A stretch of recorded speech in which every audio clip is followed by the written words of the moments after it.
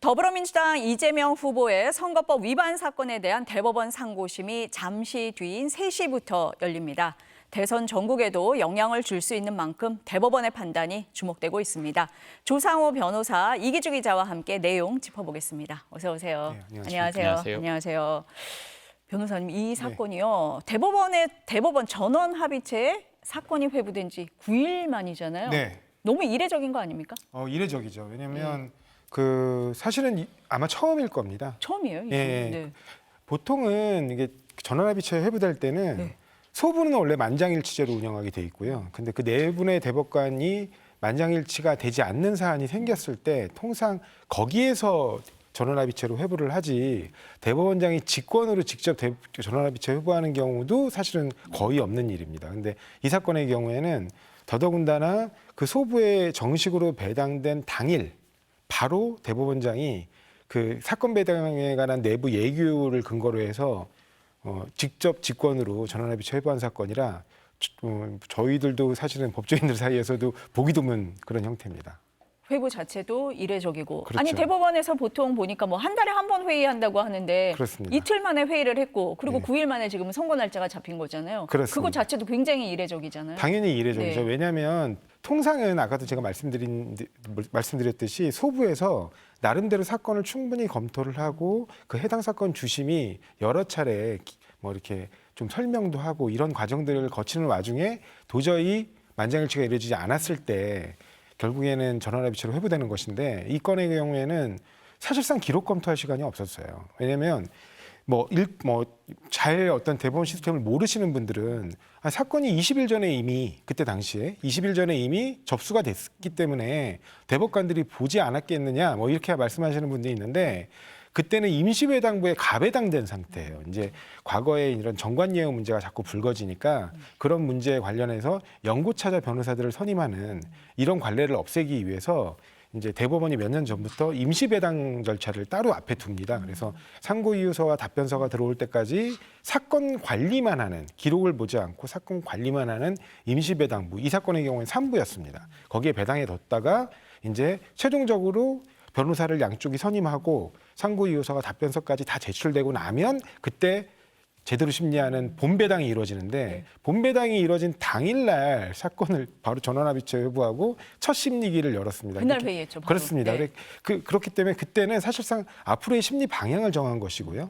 그 심리 방향에서 결국에는 기록 검토 없이 그 이틀 뒤에 심리기를 잡았는데 그런 점에서 볼 때는 상고이유서와 답변서만 보고 이게 우리 형사소송법이 정하고 있는 사후심의자 법률심으로서의 대법원 관할 사건이 아니다. 이런 판단이 이루어진 게 아닌가. 그러면 기록 검토 없이 선고하는 게 법률적으로 문제가 되지 않습니다. 처음에 이제 대법원 전원 합의체 회부가 됐을 때 그럼 언제 선고가 날 거냐? 네. 대선 전에 나는 건가? 아니면 5월 11일 뭐 후보 등록 전에 나는 건가? 이렇게 얘기를 했는데 네. 굉장히 빨리 나는 거잖아요. 네. 이렇게 빨리 선고를 해야 된다고 생각한 배경 어떻게 보세요? 그러니까 아까 제가 말씀드렸듯이 이 사건을 기록 검토를 진행하면서 충분히 숙고해서 검토해야 되는 사건이었다라고 판단한다면 불가능한 일입니다. 그런데 그렇게 보지 않고 이 건 상고이유서에 검사가 기재한 상고이유가 우리 형사소송법 제383조가 정하고 있는 상고이유. 그러니까 네 가지인데요. 첫 번째는 그 원심 판결이 헌법, 법률, 명령, 규칙, 우리가 얘기하는 법령이라 그러죠. 법령에 위반한 사유가 있는 경우. 그리고 두 번째 2호의 그 상고 이유는 뭐냐면 법령의 재개정 등으로 형의 폐지가 있거나 그 일반 사면 등으로 형의 폐지가 있는 경우예요. 거기에 해당하지 않는 사건인 건 명백합니다. 세 번째는 재심 사유가 있는 경우. 이 건은 재심 사유가 딱히 있다고 보이는 사건이 아닙니다. 거기에 해당하지도 않아요. 그럼 네 번째가 뭐냐면 징역 10년 이상의 중형을 선고한 사건에서 사실 인정이 잘못됐을 때입니다. 근데 징역 10년 이상 아니지 않습니까?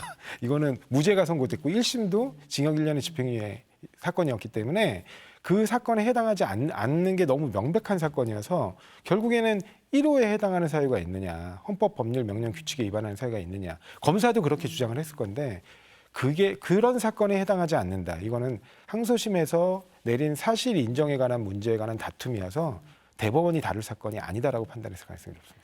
변호사님 말씀을 들어보니까 언론에서는 굉장히 정치적으로 해석을 많이 했었거든요. 네네. 대선을 앞두고 대법원이 좀 논란을 없애려는 거 아니냐 뭐 이렇게 정치적인 해석을 많이 했는데 네. 지금 변호사님 말씀을 들어보니까 대법원의 법률심, 네. 그러니까 법률에 따라서 이렇게 네. 빠른 결정을 한 거다. 이렇게 이해가 되네요. 그렇게 하지만 사실은 네. 이런 이례적인 속도에 정말 누가 보더라도 좀 고개를 갸우뚱할 수밖에 없는 이게 뭐 예를 들면 뭐 진보 보수의 문제를 떠나서요. 누가 보더라도 갸우뚱할 수밖에 없는 이런 이례적인 속도로 사건을 진행하는 것 또한 정치적인 의심의 눈초리를 받을 수 있기 때문에 사법부가 과연 굳이 이렇게 해야 되는가에 대한 고민들은 좀 있고요. 그런 부분들에서 아마 지금 그 조희대 코트, 이른바 조희대 대법원 체제 하에서는 최근 들어 대법원이 보여주는 뭔가 최고법원으로서의 위상 같은 것들을 함께 고려한 게 아닌가 그런 부분도 좀 아쉬움으로 남습니다. 지금 정치적 해석 얘기를 했어요, 이 기자.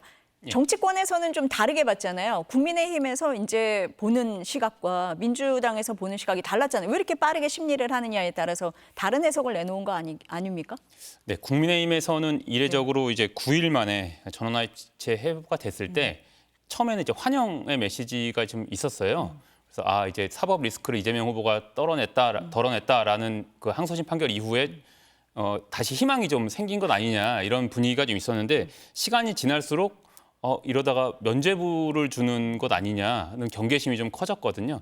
실제로도 제가 어제 국민의힘에 계신 분들 몇 분께 전화를 드려봤더니 검찰이 상고할 때 상고 이유서를 내지 않습니까? 그리고 거기에 대해서 변호인 측이 답변서를 내는데 그 답변서를 보면 이재명 후보 측에서 3심, 그러니까 상고심, 대법원은 법률심이기 때문에 법리의 잘못이 있냐 없냐만 따지는 건데 검찰이 그 사실 오인에 대한 주장을 했어요. 그거에 대해서 안 받아들여진 게 아닌가. 그래서 이렇게 빨리 나오는 거 아닌가는 좀 불안하다 이런 말씀을 하시는 분들이 몇 분 계셨거든요. 국민의힘 쪽에서. 거기에 대해 반해서 이제 민주당에서는 처음에 당황을 했었죠. 너무 빨리 회부가 되니까. 그런데 조금씩 시간이 지나면서 약간 좀 지켜보자 이런 분위기가 좀 많았던 것 같고요. 파기자판 얘기가 나올 때마다 이제 파기자판 가능성은 없다. 뭐 피고인에게 불이익한 파기자판은 없었기 때문에 그런 전례는 없고 대선에는 영향이 없을 거다라는 분위기가 조금 더 커져가는 것 같습니다. 반대가 됐네요. 예, 분위기가 조금씩 바뀌어갔어요. 이제는 그래서 처음하고 달라졌다. 예. 대법원이 TV 생중계 허용했잖아요. 네. 이 부분은 어떻게 보세요, 변호사님? 예, 제가 그런 부분 네. 아까 정치적인 네. 어떤 고려 같은 걸 말씀하셨을 때 제가 말씀드린 부분이기도 한데 아마도 최고법원의 위상에 대한 그런 새로운 위상 정립 이런 부분에 대한 고려를 많이 한 게 아닌가 이번 사건에서. 이번 사건은 국민들의 관심도가 굉장히 높은 사건이기도 하고 그다음에 채 30일이 남지 않은 대선 30일이 조금 넘게 남았군요. 33일. 예, 네. 33일 남은 그 대선의 향방을 가를 수도 있는 되게 국민들이 볼 때는 국민들의 모든 시선이 이 판결 선고에 집중될 수 있는 이런 사건이거든요. 그런 사건에서 전격적으로 제가 알기로는 한 세 번째 정도인 것 같은데 맞습니다. 우리 사법 네. 75년 네. 역사상 그런 세 번째의 그 생중계를 결정했다는 건 그만큼 대법원의 최고법원으로서의 위상을 이번 기회에 좀 제대로 정립하고 싶은 거 아니냐. 근데 그런 부분 때문에 오히려 정치적 고려를 했다. 이런 비판도 사실은 양측에서 같이 나오는 거죠. 아니 대법원이 최고법원이라는 거는 다 아는데 지금 약간 주도권을 뺏겼다 뭐 이렇게 보는 부분이 있다고 보시는 거예요? 네, 뭐 변호사님? 아마도 네. 최근 들어 이제 헌법재판소가 헌재, 네. 너무나 이제 국민들의 관심을 집중해서 받다 보니까 그런 부분에서 이제 대법원이 헌법재판에 한정된 부분에서는 헌법재판소가 최고법원이겠지만 법 일반 전체에 대해서 가장 폭넓게 국민들의 이 법 질서를 이렇게 소화하고 적용하는 그런 부분에 있어서는 대법원이 최고법원이다 이런 부분을 좀 확인하고 싶지 않았나 그렇게 생각합니다.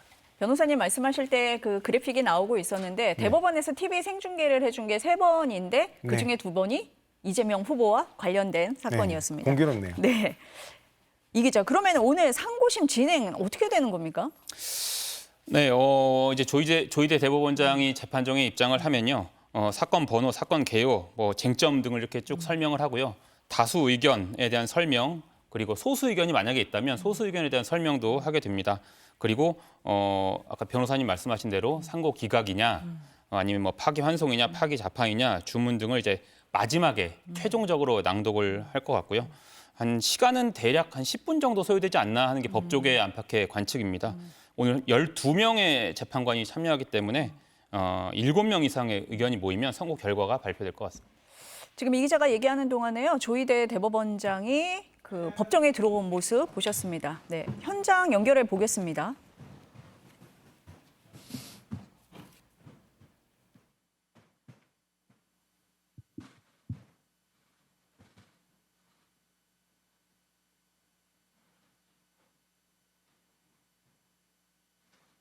됩니다.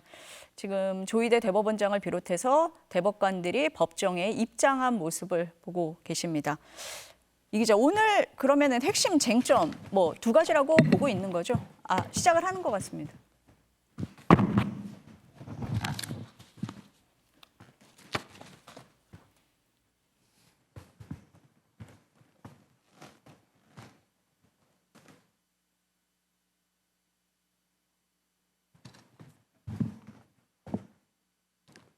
이제 장례를 정리하여 주시기 바랍니다. 허가된 경우를 제외한 일반 촬영과 녹음은 여기까지 허용하겠습니다.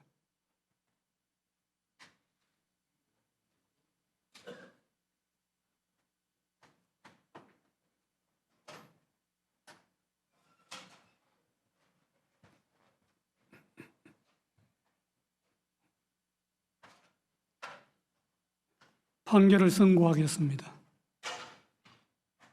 2025도 4697 공직선거법 위반, 피고인 이재명, 상고인 검사.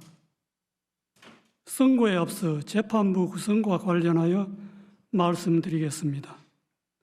중앙선거관리위원장을 겸직하는 노태학 대법관은 이 사건을 회피하였습니다. 이에 따라 노태학 대법관은 이 사건의 심리와 합의, 선고 등 재판에 관여하지 않았습니다. 이유의 여지를 말씀드리겠습니다. 이 사건은 제20대 대통령 선거 더불어민주당 소속 후보자로 출마하였던 피고인에 대한 허위사실 공표에 의한 공직선거법 위반 사건입니다. 검사는 피고인의 김문기 관련 발언과 백현동 관련 발언에 대하여 공직선거법 제250조 제1항의 허위사실 공표로 공소를 제기하였습니다. 제1심 법원은 김문기 관련 발언 중 골프 발언 부분과 백현동 관련 발언에 대하여는 유죄로, 김문기 관련 나머지 발언 부분에 대하여는 무죄로 판단하였습니다. 이에 피고인과 검사가 항소하였고 제2심 법원에서 검사가 일부 공소사실을 변경하였는데 제2심 법원은 전부 무죄를 선고하였습니다. 검사가 제2심 판결에 대하여 상고하였으므로 대법원은 검사의 상고 이유를 판단합니다. 이 사건의 주요 쟁점은 피고인 김문기 관련 발언과 백현동 관련 발언에 대하여 공직선거법 제250조 제1항에서 정한 허위사실 공표죄로 처벌할 수 있는지 여부입니다. 공직선거법 제250조 제1항은 선거에 당선될 목적으로 연설방송 기타의 방법으로 후보자에게 유리하도록 후보자의 행위 등에 관하여 허위의 사실을 공표한 경우에 처벌하도록 규정하고 있습니다. 여기서 허위의 사실은 진실에 부합하지 않는 사항으로서 선거인으로 하여금 후보자에 대한 정확한 판단을 그르치게 할 수 있을 정도로 구체성을 가진 것이면 충분합니다. 허위의 사실을 공표한 것인지는 표현의 객관적 내용과 전체 취지, 사용된 어휘의 통상적인 의미, 문구 연결 방법 등을 종합적으로 고려하여 그 표현이 선거인에게 주는 전체적인 인상을 기준으로 판단하여야 합니다. 피고인에 대한 공소 사실을 나누어 차례로 살펴보겠습니다. 먼저 김문기 관련 발언 중 골프 발언 부분을 제외한 나머지 부분에 대하여 봅니다. 제2심은 이 부분은 피고인의 인식에 관한 발언일 뿐 행위에 관한 발언이라고 할 수 없거나 독자적인 의미를 가지는 발언 또는 허위의 발언이라고 할 수 없다는 등의 이유로 무죄로 판단하였습니다. 제2심의 이 부분 판단은 수긍할 수 있습니다. 다음으로 김문기 관련 발언 중 골프 발언 부분에 대하여 봅니다. 피고인이 더불어민주당 대통령 선거 후보자로 선출될 무렵을 전후하여 대장동 도시개발 사업 특혜 의혹이 확산되고 그 실무 책임자인 김문기와 피고인 간의 관계가 문제되었습니다. 그러던 중 피고인이 김문기 등과 함께 해외 출장을 가서 사진도 찍고 해외 출장 중에 김문기와 함께 골프를 쳤다는 취지의 의혹이 제기되었습니다. 이에 피고인은 방송 프로그램에 출연하여 김문기와 함께 해외 출장을 가서 얼굴은 봤겠지만 하위직 실무자이어서 기억나지 않는다는 취지로 발언하고 골프 동반 의혹에 대하여 해명하면서 다음과 같이 발언하였습니다. 그리고 국민의힘에서 4명 사진을 찍어가지고 마치 제가 골프를 친 것처럼 사진을 공개했던데 제가 확인을 해보니까 전체 우리 일행 단체 사진 중의 일부를 떼내가지고 이렇게 보여줬더군요. 조작한 거지요. 라는 발언입니다. 검사는 제2심에서 공소장 변경을 통하여 골프 발언에 관한 공소사실이 피고인이 김문기를 알았는지 인식이 아닌 골프 동반의 교유 행위에 관한 허위사실 공표임을 분명히 적시하였습니다. 피고인과 김문기의 골프 동반 행위는 당시 유동규를 포함하여 3인이 장시간 함께한 사교적 교유 행위인 점에 비추어 볼 때 피고인과 김문기 간의 관계에 대한 의혹과 관련하여 선거인의 판단에 영향을 주는 독자적 사실로서 주요한 사실이지 인식에 대한 보조적 논거에 불과하다고 볼 수 없습니다. 원심은 공소사실의 대상을 오해하고 법리를 오해하였습니다. 그리고 골프 발언은 문장의 내용과 구조, 사용된 어휘, 전체 취지 등에 비추어 마치 피고인이 골프를 친 것처럼 단체 사진 중의 일부인 사명 부분만을 떼어내어 보여준 것이다. 피고인이 골프를 친 것처럼 조작한 것이다. 는 의미로 해석됩니다. 피고인과 김문기의 골프 동반은 해외 출장 중의 일인데 피고인은 김문기와 해외 출장 동행 자체는 인정하고 있었습니다.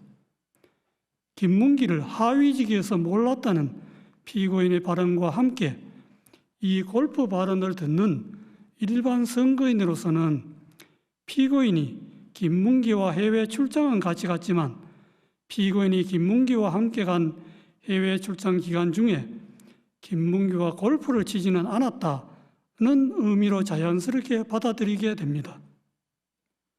그런데 피고인은 김문기 등과 함께 간 해외 출장 기간 중에 김문기와 골프를 친 것이 사실이므로 이 골프 발언은 골프 동반의 교유 행위에 관한 허위사실 공표에 해당합니다. 마지막으로 백현동 관련 발언에 대하여 봅니다. 피고인은 더불어민주당 대통령 선거 후보자로 선출된 무렵을 전후하여 정치권이나 언론 등으로부터 성남시장 재직 때 추진한 백현동 개발 사업과 관련하여 민간업자에게 특혜를 주었다는 의혹을 받고 있었습니다. 백현동 관련 발언 전날 서울특별시에 대한 국정감사장에서 서울특별시장이 녹지지역이던 백현동 부지를 민간 사업자가 매수한 이후에 준지거지역으로 4단계나 용도지역 상향을 해주어 민간업자에게 막대한 이익을 주었다는 특혜 의혹을 제기하였습니다. 이에 피고인은 그 다음 날 경기도에 대한 국정감사장에서 백현동 부지에 관한 용도지역 상향 특혜 의혹을 해명하기 위해 미리 준비한 백현동 관련 발언을 하게 되었습니다. 백현동 관련 발언은 질의자가 전날 서울특별시장이 국정감사장에서 들어보인 백현동 부지에 관한 4단계 용도지역 상향 특혜라고 기재되어 있는 패널과 동일한 패널을 경기도에 대한 국정감사장에서 제시한 후 거기에 조작이라는 스티커를 붙이고 나서 피고인에게 제기된 백현동 개발 사업 특혜 의혹 전반을 설명하면서 백현동 부지의 4단계 용도지역 상향이 피고인이 준 특혜라고 하는데 그것이 맞느냐는 취지의 하나의 주제에 관한 질문에 대하여 피고인이 한 하나의 답변으로 자연스럽게 연결된 발언입니다. 따라서 그 연결된 발언 전부의 내용이 일반 선거인에게 주는 전체적인 인상을 기준으로 발언의 의미를 해석하여야 합니다. 당시 피고인에 대하여 제기된 의혹이나 질의자가 제시한 패널과 질의 모두 백현동 부지의 용도지역 상향과 관련된 것이었습니다. 백현동 관련 발언을 접하는 일반 선거인의 관심도 백현동 부지에 집중되어 있었습니다. 그러므로 피고인의 답변도 백현동 부지의 용도지역 상향과 관련된 발언으로 판단됩니다. 피고인의 백현동 관련 발언은 두 가지입니다. 첫째, 국토부가 혁신도시법 제43조 제6항의 의무조항을 들어 용도지역 변경을 압박하였다는 취지의 발언. 둘째, 국토부가 이 의무조항에 따르지 않으면 직무유기를 문제 삼겠다고 협박하였다는 취지의 발언입니다.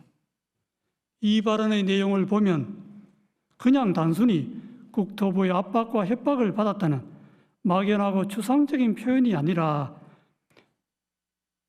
국토부가 혁신도시법 제3조 제6항 의무조항을 들어서 했다는 내용을 구체적으로 적시하면서 이 조항이 적힌 패널을 제시까지 하고 한 구체적 사실을 포함하는 진술로서 사실의 공표이지 단순히 과장된 표현이거나 의견 표명에 그치는 것이 아닙니다.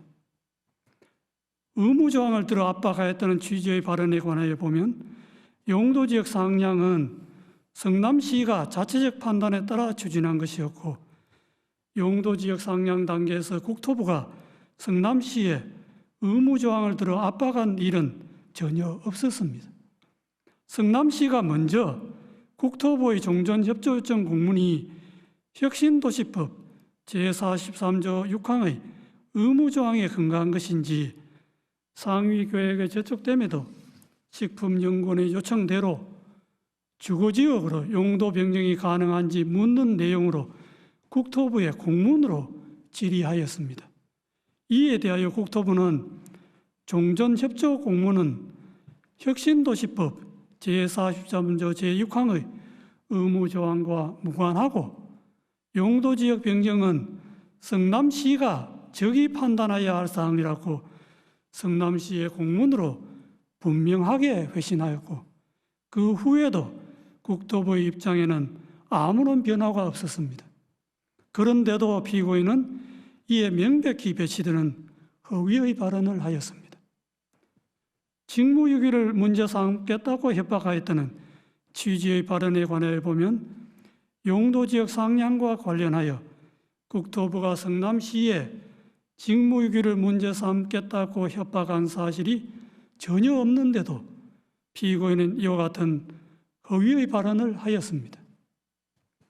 피고인의 백현동 관련 발언은 선거인들에게 국토부가 피고인이 시장으로 했던 성남시에 혁신도시법 제43조 제6항의 의무조항을 들어 압박을 가해도 되지 않자 직무유기를 문제 삼겠다고 협박까지 해서 피고인이 어쩔 수 없이 부득이 용도지역을 상향하게 되었구나 하는 잘못된 인상을 주기에 충분하고 이와 같은 피고인의 의무조항 압박 발언과 직무유기 협박 발언은 독자적으로 선거인의 판단에 영향을 줄 만한 구체적이고 핵심적인 내용에 해당합니다. 민주주의의 요체는 공적 관심사에 대한 자유로운 의사의 표현과 활발한 토론에 있으므로 민주주의 실현 과정인 선거 절차에서도 선거의 공정성을 해하지 않는 범위 내에서 정치적 표현의 자유가 충실하게 보장되어야 합니다. 다만 정치적 표현의 자유가 보호되는 정도는 그 표현의 주체와 대상 등에 따라 달라질 수 있습니다. 공직을 맡으려는 후보자가 자신에 관한 사항에 대하여 국민에게 허위 사실을 공표하는 국면에서는 일반 국민이 공인이나 공적 관심사에 대한 의견과 사상을 표명하는 경우와 같은 의미와 정도의 표현의 자유가 허용될 수는 없습니다. 공직선거법 제250조 제1항에서 허위사실 공표죄를 처벌하는 것도 이러한 배경에서 이해되어야 합니다. 공직선거법 제250조 제1항의 허위사실 공표죄는 후보자의 정치적 표현을 구제하는 측면 외에도 주권자인 국민이 올바른 정보의 토대 위에서 정치적 의사를 형성하고 선거를 통해 흠없이 주권자로서의 의사를 표현할 수 있도록 보장하는 측면을 아울러 가집니다. 후보자의 어떤 표현이 허위사실 공표에 해당한지를 판단할 때에는 후보자의 정치적 표현, 특히 의견과 사상의 영역에 속하는 정치적 표현이 과도하게 제한되지 않도록 유의하면서도 공정한 선거를 통하여 보호하고자 하는 선거인의 알 권리와 그의 바탕을 둔 선거권 등 선거인이 국민으로서 가지는 헌법상의 기본권을 충실한 보장 요청을 고려해야 합니다. 표현의 의미는 후보자 개인이나 법원이 아닌 선거인의 관점에서 해석해야 하고 어느 정도의 허위 사실이 후보자의 표현의 자유란 이런 말에 용인될 수 있는지는 그 허위 사실이 선거인의 공정한 판단에 영향을 미치는 정도에 따라 판단하는 것도 이러한 고려의 결과입니다. 이 사건에서 피고인의 김문기 관련 발언 중 골프 발언 부분과 백현동 관련 발언은 피고인의 공직 적격성에 관한 선거인의 정확한 판단을 거르칠 정도로 중요한 사항에 관한 허위 사실의 발언이라고 판단되므로 후보자의 표현의 자유라는 이런 말에 허용될 수가 없습니다. 이러한 판단에 따라 이 사건의 결론에 관하여 봅니다. 김문기 관련 발언 중 골프 발언을 제외한 나머지 부분은 공직선거법 제250조 제1항에서 정한 허위사실 공표죄로 처벌할 수 없습니다. 김문기 관련 발언 중 골프 발언은 피고인이 김문기와 함께 간 해외 출장 기간 중에 김문기와 골프를 치지 않았다는 의미로 해석되고 이는 후보자의 행위에 관한 허위사실의 공표에 해당합니다. 제2심이 골프 발언을 무죄로 판단한 것에는 공직선거법 제250조 제1항의 법리를 오해하여 판결에 영향을 미친 잘못이 있습니다. 백현동 관련 발언은 피고인이 국토부로부터 혁신도시법 제43조 제6항의 의무조항에 근거한 용도지역 변경 압박을 받고 어쩔 수 없이 용도지역 상향을 하게 되었고 그 과정에서 국토부로부터 직무유기를 문제 삼겠다는 협박까지 받았다는 의미로 해석되고 이는 후보자의 행위에 관한 허위사실의 공표에 해당합니다. 제2심은 피고인이 구체적으로 언급한 국토부의 혁신도시법 제43조 제6항의 의무조항에 의한 압박과 이 의무조항에 따르지 않으면 직무유기를 문제 삼겠다는 협박 부분을 도외시한 채 국토부의 법률에 의한 요구로만 백현동 관련 발언의 의미를 왜곡하여 이를 전제로 백현동 관련 발언을 무죄로 판단하였습니다. 이러한 제2심의 판단에는 공직선거법 제250조 제1항의 법리를 오해하여 판결에 영향을 미친 잘못이 있습니다. 결론적으로 피고인 김문기 관련 발언 중 골프 발언 부분과 백현동 관련 발언 부분은 공직선거법 제250조 제1항의 허위사실 공표죄에 해당한다는 것이 대법원의 다수 의견입니다.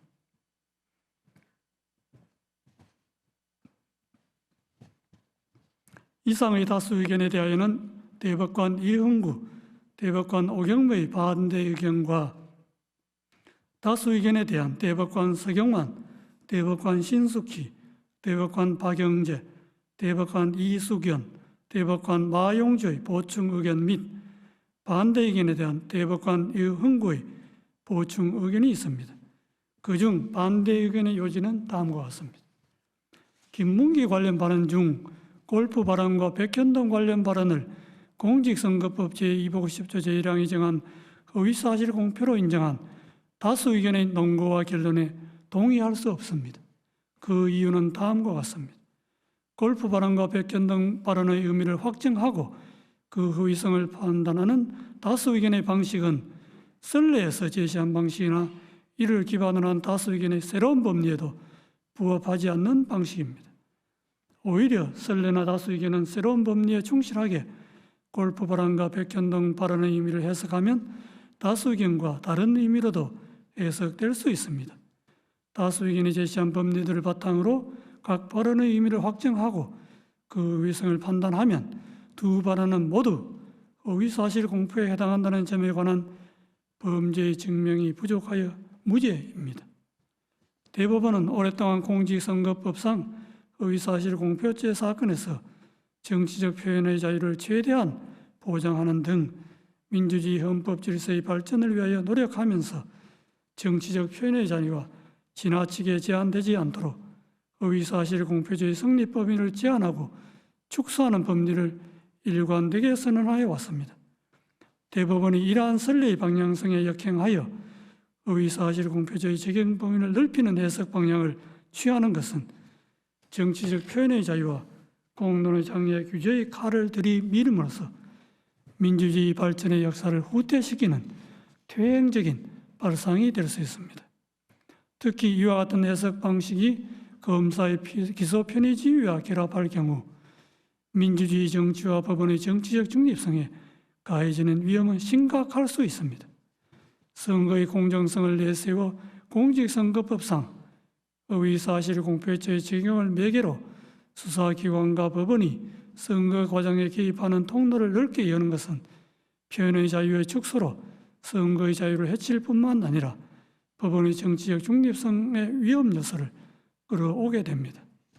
정치적 영역에서 해소되어야 할 정치 집단 사이의 상호 공방을 법정으로 가져와 법원 심판대에 올려놓음으로써 사법의 정치화라는 비판을 불러오게 됩니다.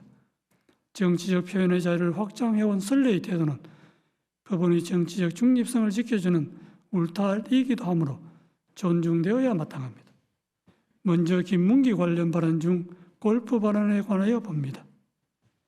골프 발언은 궁극적으로 과거 6, 7년 전에 있었던 발언자의 행위나 교육관계에 관한 기억을 주제로 한 발언에 불과하고 국민의힘에서 공개한 사진이 조작되었다는 다른 의미로 해석될 여지가 큼에도 다른 합리적 해석의 가능성을 배제한 채 공소사실에 부합하는 취지로만 해석하는 다수 의견은 정치적 표현의 자유와 선거운동의 자유의 헌법적 의의와 중요성을 충분히 고려하지 않은 결과로서 재형법정주의나 의심스러울 때는 피고인에게 유리하게라는 형사법의 기본 원칙에도 반합니다. 다음으로 백현동 발언에 관하여 봅니다.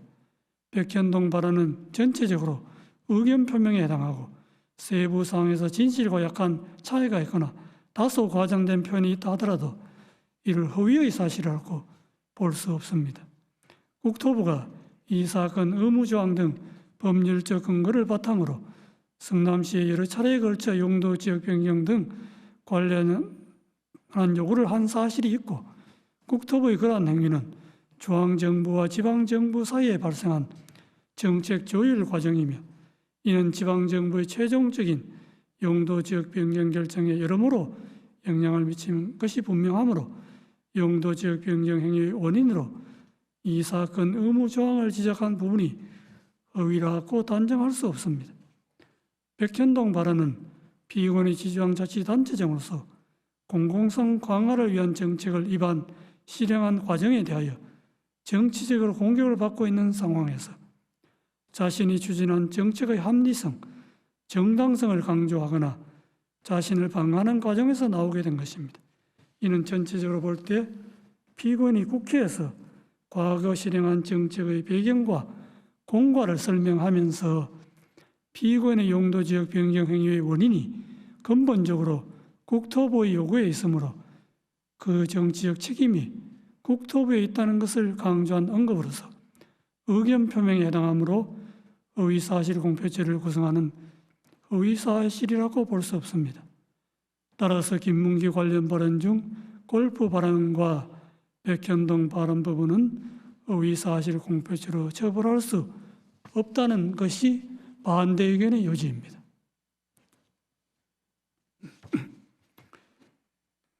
이것으로 이유 요지의 설명을 마치고 이제 주문을 낭독하겠습니다. 다수 의견에 따라 다음과 같이 판결합니다. 원심 판결을 파기하고 사건을 서울 고등법원에 환송한다. 이상으로 오늘 판결 선고를 모두 마치겠습니다.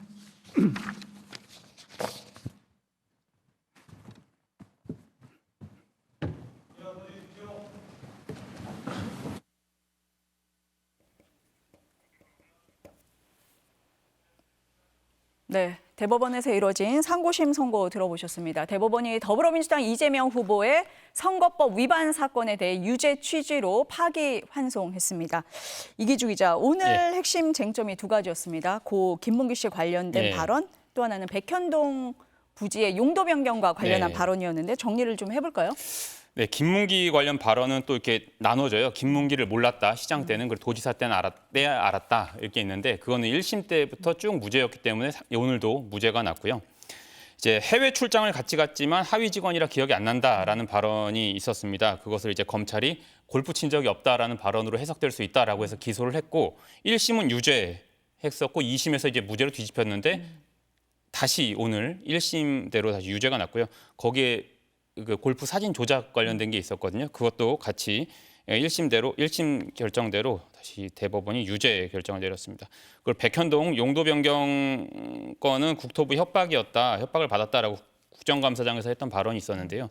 그게 2심에서 무죄가 났었는데 3심 오늘 그것이 다시 성남시가 자체적으로 한 것이지 국토부의 압박은 없었다. 그래서 허위사실 공표다라고 해서 유죄 취지 결정을 내려서 고등법원으로 파기 환송을 했습니다. 그러니까 1심에서 났던 1심 결정을 다시 대법원이 오늘 가지고 와서 1심 결정대로 결정을 내린 것으로 결과가 나왔습니다.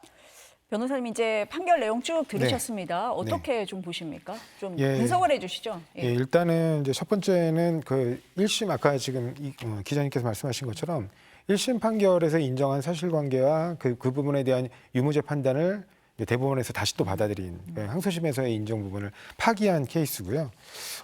이런 부분 관련해 가지고 그러면 이제 혹시 왜 파기 재판을 안 했느냐 뭐 이런 말씀하시는데 우리 뭐 75년 역사에 파기 재판도 없지만 유죄 취지로 파기 재판하는 건 사실상 우리가 보통 법률가들이 해석할 때는 법률상 불가능하다고 이해하고 있습니다. 왜냐하면 양형을 정하는 거에 있어서는 그 양형에 대해서는 그 양형에 관련된 사유, 뭐 범행의 뭐 정상이라든가 범행 후의 정황이라든가 그다음 피해자의 합의 여부라든가 이런 것들이 모두 다 사실 인정과 관련된 부분이어서 그런 부분은 대법원의 권한이 없다고 해석하고 있습니다. 그래서 이 무죄 또는 공소기각 등의 형식상 판결을 하는 경우가 아니라면 대법원에서 파기 재판은 불가능하다. 이게 일반적 해석이기 때문에 그래서 파기 환송한 것으로 보이고요.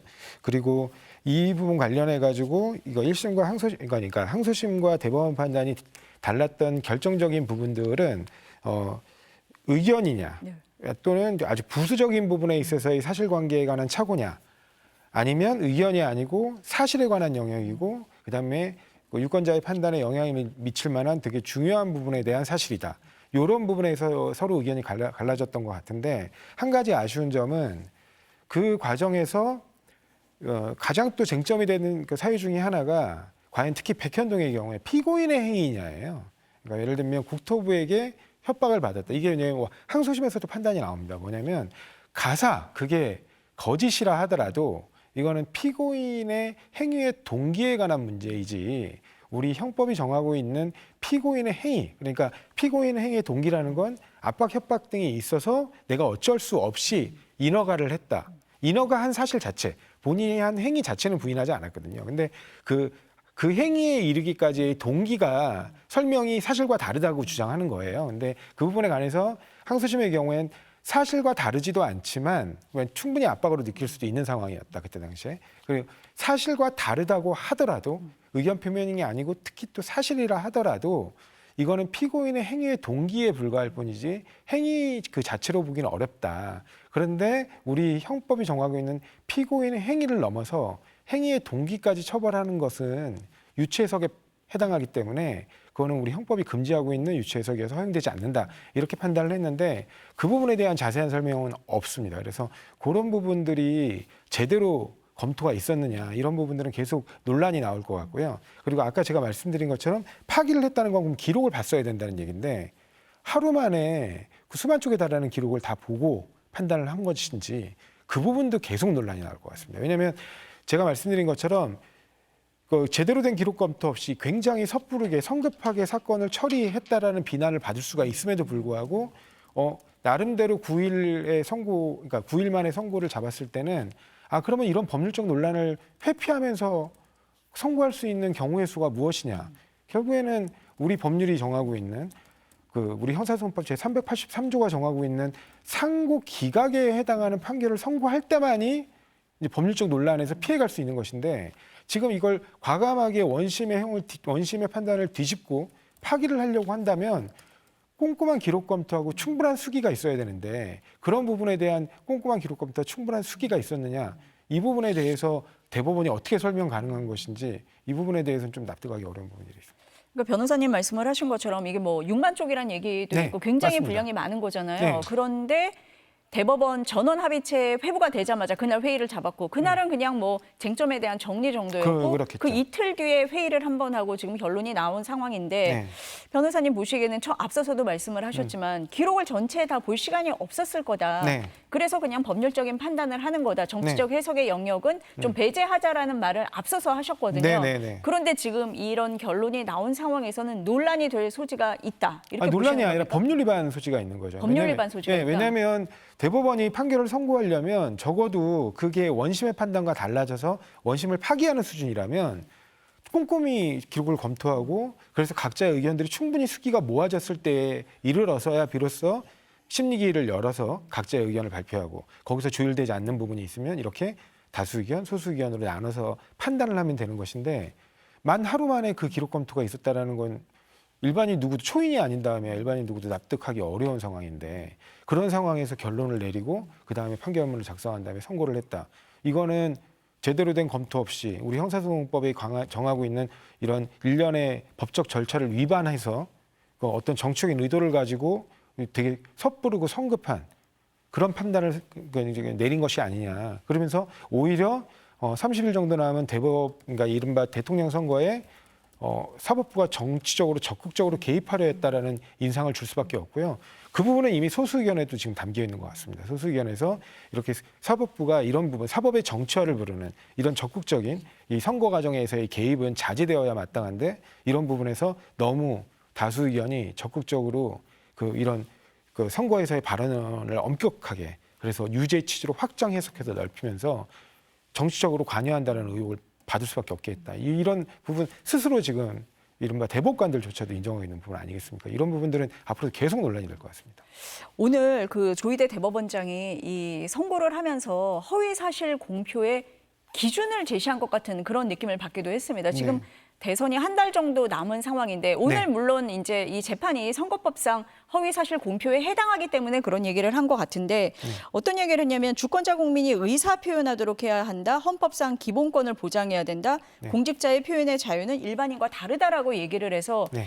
앞서서 변호사님이 말씀을 하신 것처럼 지금 대선을 앞둔 상황에서 정치적으로 해석될 여지가 있거든요. 예, 그렇습니다. 어떻습니까? 그러니까 지금 그렇게 말씀하시는 그 부분들에 관련해 가지고 유권자들의 경우에는 뭐냐면 그 소수 의견에서 밝힌 것처럼 그 선거 과정에서 표현의 자유를 가급적 최대한 넓게 확보해 줌으로써 정치적 공방의 자유가 있고 그 공방의 영역에서 진실에 대한 판단을 유권자에게 맡겨야 되는데 지금 다수 의견의 경우엔 그 진실에 대한 판단을 오로지 이 법원 내로 가둬두겠다는 거거든요. 그래서 이른바 사법부의 판사들에게만 그 판단권을 쥐어주겠다라는 걸로 해석할 수 있어서 이런 부분은 소수의견에서 지적한 것처럼 그동안 우리가 이른바 사법부가 그 정치적 표현의 자유를 최대한 확보함으로써 민주주의를 정착시키기 위해서 노력해왔던 그렇게 해서 가급적이면 이른바 표현의 자유를 폭넓게 좀 더 넓게 해석해왔던 그 방향성을 상실하게 했다. 역행하는 것이다. 어떻게 보면 표현이 굉장히 강한 표현입니다. 이 법률가들 표현으로서는. 그런 점에서 굉장히 다수 의견을 세게 비판하고 있는 부분이 있는데 그런 부분들이 아마 지금 이 다수 의견의 정치적 태도 이런 부분들이 오히려 사법부가 이 정치적 현장의 한가운데 이렇게 놓이게 되는 이런 위험한 결정을 초래한 거 아니냐. 이런 부분에 대한 내부의 자체 목소리라고 저는 보고 싶습니다. 정치적으로 좀 논란이 일 수 있다 이렇게 네. 말씀을 하셨습니다. 이기주 기자, 뭐 정치권에서 반응이 나오고 있습니까? 어때요 지금? 네, 뭐 곧바로 기다렸다는 듯이 지금 막 나오고 있는데요. 권성동 국민의힘 원내대표가 조금 전에 기자회견을 했어요. 그래서 상식의 승리다, 법치의 복원이고 서울 고등법원이 20일 이내에 파기환송심을 열어서 선고를 해야 된다. 대선 전에 해야 된다라고 말을 했고요. 국민의힘에서 논평도 나와서 피고인 이재명의 시간이 끝나지 않았다. 법치와 공정성이라는 대원칙을 증명했다라고 입장을 냈습니다. 민주당에서는 대변인 논평인데요. 대법원이 정치를 하고 있다. 사또 재판도 이렇게는 안 한다. 이런 논평이 나왔고요. 의원들 개개인의 의견으로는 뭐 대법원이 대선에 개입했다. 사법 쿠데타다. 대한민국의 운명을 9일 만에 결정할 권한이 대법원에는 없다. 이런 식의 강한 반발이 나오고 있습니다. 특히 정치권에서는 이제 아까 변호사님도 말씀하셨지만 공직선거법상의 허위사실공표 처벌 조항에 대해서 좀 폭넓게 좀 유연하게 해석을 해줘야 된다라는 주장이 많이 있었거든요. 그런데 오늘 조희대 대법원장이 그 부분에 대해서 오히려 좀 더 제한해야 된다는 취지로 그 명백하게 설명을 한 것은 정치권에서 그동안 논의가 되었던 흐름과는 다소 좀 배치되는 결정이 아닌가 생각이 듭니다. 벌금 100만 원형으로 그 선거 과정에서 오고 가는 수많은 말과 그 발언들에 대한 국민 주권자의 참정권을 제한하는 결정이 나오는 것에 대해서 좀 더 많이 풀어줘야 된다라는 얘기가 많았거든요. 오늘 조희대 대법원장의 판결문을 쭉 듣다 보니까 그것과는 상당히 좀 흐름이 배치되는 그런 결과가 나왔습니다. 뭐 이재명 후보가 대선에 출마하는데 문제는 없는 상황이잖아요, 지금. 일단 출마해야 문제는 되는. 없는데 네. 예, 다시 뭐 사법 리스크로 공격을 받을 것으로 보이고요. 만약에 조희대 대법원장이 마지막에도 말한 것처럼 재판이 좀 신속하게 진행이 돼서 지금 33일 남은 대선 이전에 파기환송심 결과가 나온다면 엄청난 경랑에 또 휩싸일 수 있을 것 같습니다. 뭐 국민의힘은 당연히 범죄자 프레임을 들고 나올 것 같고요. 이재명 후보는 지금 종로에서 비전형 그 특수직 노동자들과 간담회를 하고 있는데 그게 끝나면 한 4시쯤 끝날 것 같은데 그때 입장이 나올 걸로 보입니다. 변호사님, 지금 국민의힘에서는 이렇게 얘기를 했어요. 고등법원에서 파기환송심을 빨리 진행을 해야 된다. 20일 이내에 결론을 내야 된다라고 얘기를 하고 있습니다. 가능합니까? 글쎄요. 이게 보통은 통상 이렇게 기록이 넘어오는데, 그러니까 신급의 이제 이동으로 기록이 넘어오는데 적어도 15일에서 20일 정도 걸리거든요. 그러면 이제 통지를 합니다. 기록을 받았다 다시. 그러니까 이제 각자 그 부분에 대해서 의견을 내라. 그리고 그 의견을 낸 거를 바탕으로 해서 사건이 무르익었다고 판단하면 기일을 열어야 됩니다. 이 사건은 그러니까 변론 없이 선고할 수 없는 사건이기 때문에 기일을 열고 그다음에 기일 연 뒤에 다시 선고기를 잡아야 되는데, 그러니까 저는 이런 사건들 이렇게 33일 만에 선고해야 된다라고 선고할 수 있느냐라고 물어보는 상황 자체를 처음 보는 상황이라 일반적이라면 안 되죠, 당연히. 근데 지금 대법원이 이미 일반적인 원칙을 막 깨고 있는 거 아닙니까? 왜냐하면 아까 제가 말씀드렸듯이 이거는 분명히 졸속 심리라는 엄청난 비판을 받을 수 있는 되게 합리적으로 이해되기 어려운 행동입니다.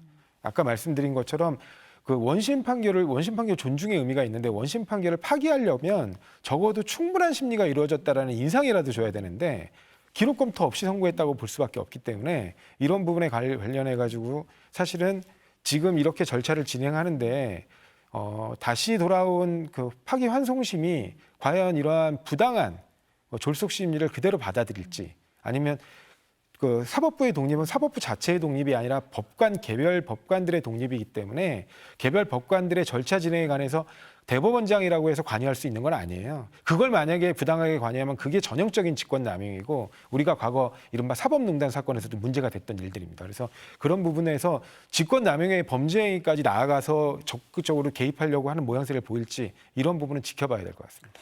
네, 지금 대선이 33일 남았다고 처음에 말씀을 드렸었는데요. 그 상황에서 정치권에서 또 여러 논란이 일 것 같습니다. 오늘 두 분 말씀은 여기까지 듣겠습니다. 감사합니다. 네, 감사합니다.